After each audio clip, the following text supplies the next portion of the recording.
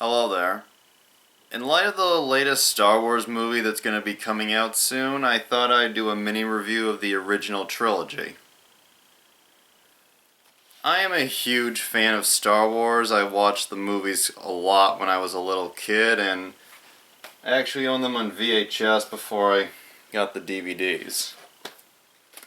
And people have all bitched and moaned since the special editions came out in the 90s, but the special editions of The Empire Strikes Back and Return of the Jedi were actually the versions I was introduced to. I grew up with the original, unaltered version of the first movie, or Episode 4, or New Hope, or whatever the fans want to call it.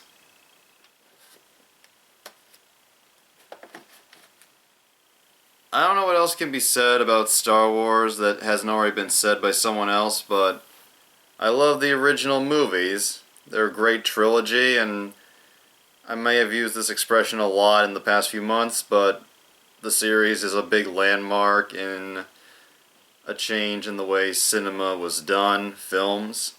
And the first movie was made back in the day when George Lucas was still sort of okay as a filmmaker.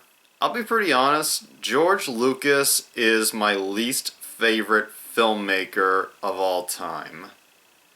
And I don't hate all of his movies. I mean, the original Star Wars movie is a classic, and American Graffiti, another fucking amazing classic.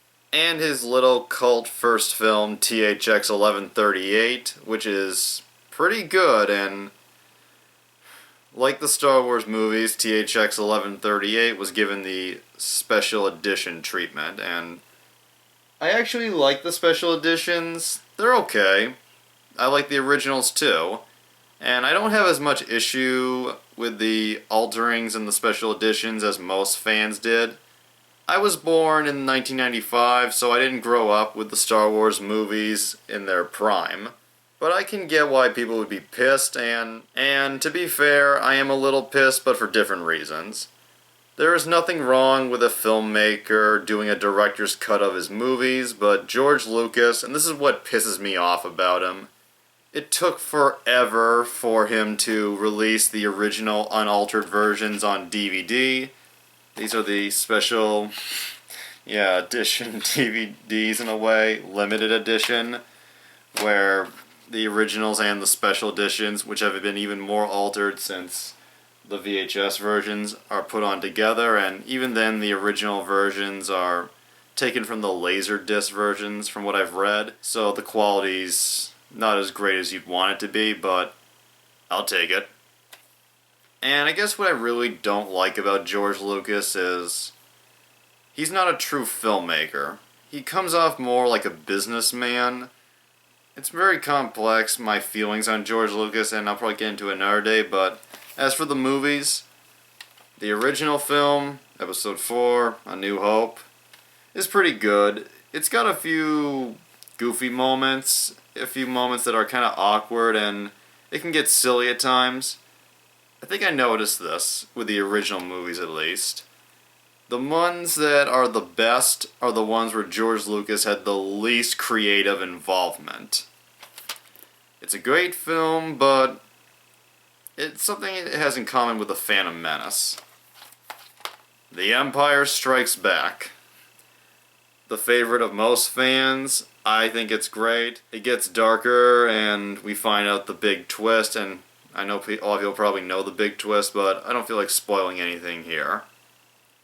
And I just love the first 30 minutes on Hoth, the ice planet, and the Imperial Walker battle is just kick-ass awesome. And former Muppeteer turned director Frank Oz's performance as Yoda was just outstanding. There was actually a petition, I think, to get him an Oscar nomination, but voiceover acting does not count as Oscar-worthy. And lastly, Return of the Jedi. Believe it or not, this is actually my favorite of the original Star Wars movies. Yeah, the Ewoks. I don't mind the Ewoks. They were funny to me when I was a little kid, and they're okay now. I don't get why some people think they're worse than Jar Jar Binks, and I don't get why. Luke actually becomes dark in this movie, becoming less whiny than he was in the other films. The Emperor by Ian McDiarmid is just a good, chilling villain performance. And the whole ending climax, which I think takes 40 minutes, is just a non-stop thrill ride from beginning to end. We got the space battles, we got the Ewoks and the Stormtroopers on the moon of Endor. Took me a minute to remember. And I just like the Jabba the Hutt part at the beginning and the Sarlacc pit. It's all awesome. The lightsaber battles, the space battles, the whole thing is just incredible. Mark Hamill and Carrie Fisher do great jobs, and without these movies, Harrison Ford would have never become the star that he is. Last thoughts? George Lucas, as writer and director of the first Star Wars movie, he does an okay job, but depth, three-dimensional characters, and dialogue just are not his strong suit.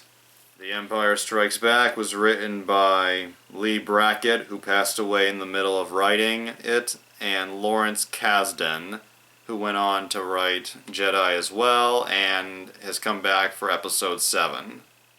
They did a good job, and the director was Irvin Kershner, who lived to be 88, I believe, and passed away in 2010. He was a great director on this, and he also made Never Say Never Again. And Return of the Jedi, as I said, Kasdan returned and co-wrote the script with Lucas, and with Kasdan, I feel the writing improved tremendously from when Lucas was the solo writer in the first film. And the movie was directed by Richard Marquand, who sadly passed away in 1988, 5 years after Return of the Jedi, and if he was to be remembered for only one film, it was a damn fine one good film. So all in all, I love the Star Wars movies. They're great. If someone doesn't like it, I will not fault them for it. The only people I will fault are those people who still think it's weird to like Star Wars. I mean, at this point, it's weird not to like Star Wars. And to anyone who grows up without watching Star Wars, I put the very thought on the same level as two siblings who are locked in their house and sheltered from the rest of the world, and then the parents actually are surprised when they catch them fucking. I hope Episode 7 is good at the least.